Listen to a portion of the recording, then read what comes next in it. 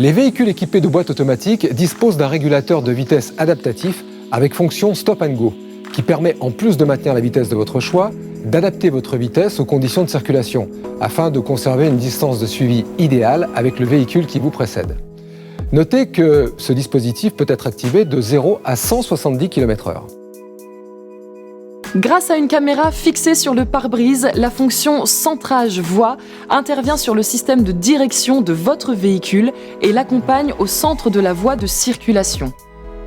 Notez que cette fonction est disponible uniquement lorsque le régulateur adaptatif de vitesse Stop and Go est activé. Ces deux systèmes, activés simultanément, forment l'assistant autoroute et trafic et vous permettent de maintenir la vitesse de votre choix, d'adapter votre vitesse aux conditions de circulation afin de conserver une distance de suivi idéale avec le véhicule qui vous précède, et enfin de maintenir votre véhicule dans votre voie de circulation.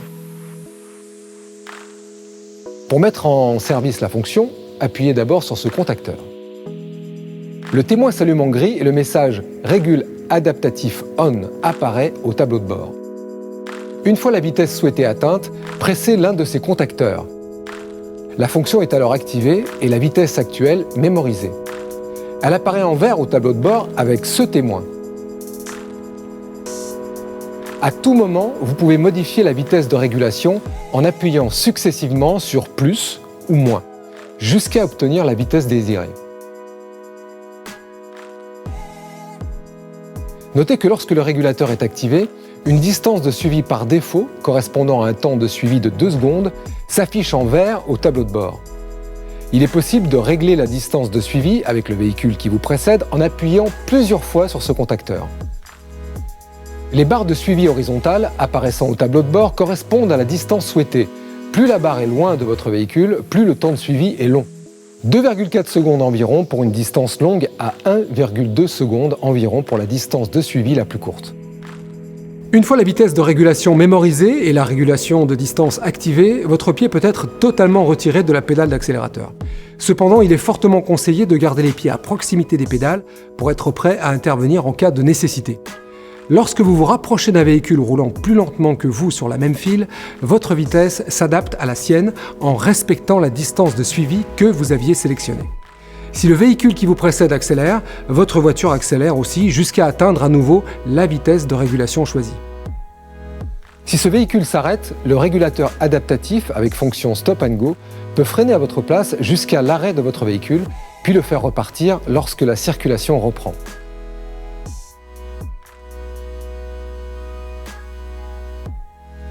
Notez toutefois que la fonction a une puissance de freinage limitée. Elle ne peut exercer de freinage d'urgence.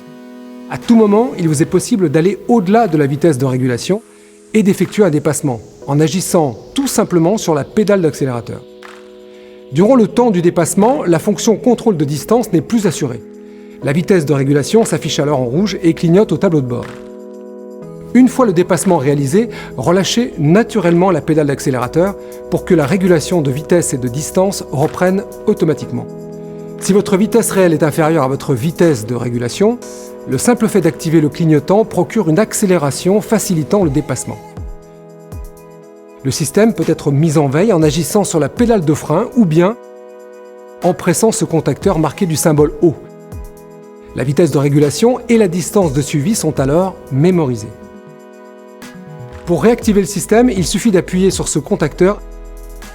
Un appui sur ce contacteur réactive la fonction de régulation sans tenir compte de la vitesse mémorisée. C'est votre vitesse courante qui est alors prise en compte.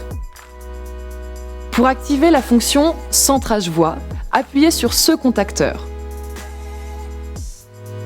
Le message « Centrage voie activé » accompagné de ce témoin s'affiche alors au tableau de bord.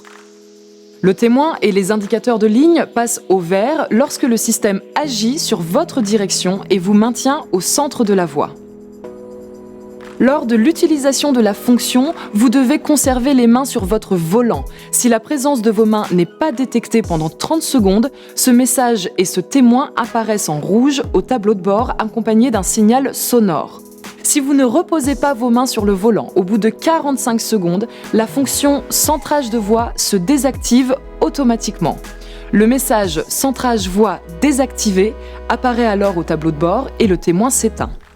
Il vous est également possible de désactiver manuellement la fonction en appuyant sur ce contacteur ou en désactivant le régulateur de vitesse Stop and Go, comme ceci. Notez que lorsque vous utilisez le centrage voix, les systèmes d'alerte sortie de voix et d'aide au maintien dans la voix sont automatiquement mis en veille. Ils seront de nouveau actifs lorsque vous arrêterez le centrage voix. Pour le bon fonctionnement du système, veillez à ce que la caméra ne soit pas occultée par d'éventuelles saletés, boue ou neige par exemple.